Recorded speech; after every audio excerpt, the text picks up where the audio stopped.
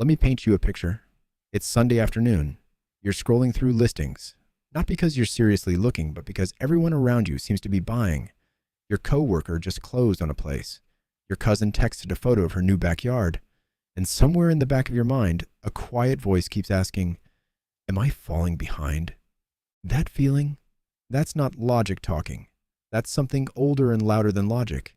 And today, I want to talk about what's actually happening in the housing market. And more importantly, why renting right now might not be the mistake everyone makes it out to be. Because here's what most people miss. This conversation isn't really about renting versus buying. It's about timing, clarity, and whether the decision you're about to make is yours, Chamax, or someone else's.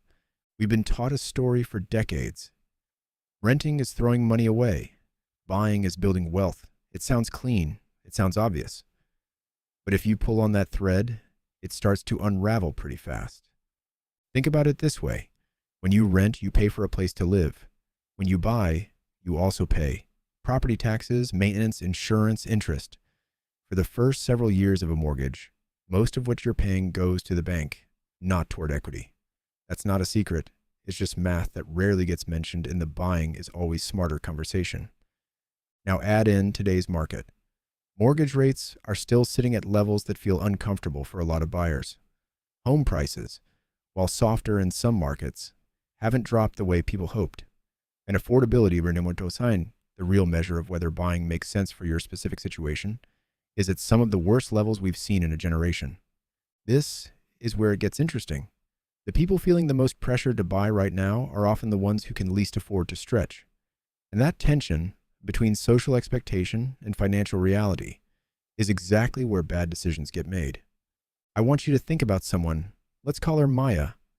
Early 30s, stable job, decent savings. She's been renting the same apartment for 3 years and she's good at it. Her rent is below market now because she stayed put while prices around her climbed. She has flexibility. If her company relocates her, she can move. If she meets a partner and wants to combine households, she can adapt. Her life has room to shift. Then the pressure starts.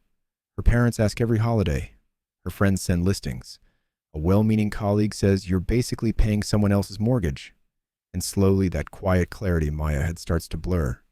She starts looking at homes she can technically afford, but that would wipe out her emergency fund, lock in a rate that makes her chest tight, and leave her about $12 of breathing room at the end of every month. But she almost does it, because it felt like the responsible thing to do. Here's what nobody told Maya. Liquidity is a form of wealth.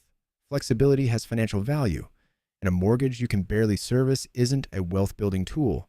It's a trap with a nice front door. If you've ever felt what Maya felt, you understand how easy it is to confuse social pressure with financial wisdom. They can feel identical from the inside.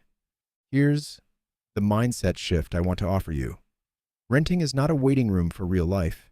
It is a legitimate financial and lifestyle choice that, under the right circumstances, is the smarter move. When you rent in a high-rate environment, you're not losing. You're preserving capital that could be working for you in other ways. You're keeping your options open in a job market that rewards mobility. You're not exposing yourself to a potential price correction on an asset you just paid peak prices for. The people who bought in 2006 because everyone said prices only go up, they remember what comes next. I'm not saying a crash is coming. Nobody knows that with certainty. But I am saying that buying at the wrong time for the wrong reasons, with too little cushion, is a decision that can follow you for years. What changes everything isn't whether you rent or buy. What changes everything is whether the decision comes from your actual life, your income, your stability, your timeline, your goals, or from the fear of being judged for not keeping up. So what does thinking clearly about this actually look like? It starts with a simple question. If you bought right now, what would your financial life look like in 6 months? Not in theory, in reality. Would you still have an emergency fund? Would you feel secure? Or would you feel exposed every time a repair came up? Or your income dipped even slightly? There's a rough idea that gets thrown around in personal finance circles that you probably want to plan on staying in a home for at least 5 to 7 years for the math to start working in your favor after transaction costs, repairs, and the interest-heavy early years of a loan. If your life doesn't have that kind of certainty right now, that's worth sitting with. On the other side, if you're renting, think about what you're doing with the difference. Because renting only makes strategic sense if you're not just spending what you save on a lower monthly cost. The discipline matters. The intention matters. Neither path is passive. Both require you to be awake to what you're doing and why. I'll leave you with this.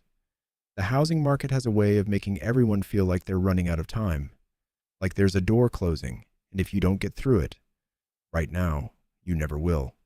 That feeling is almost always manufactured by headlines, by comparison, by the very human fear of being left behind.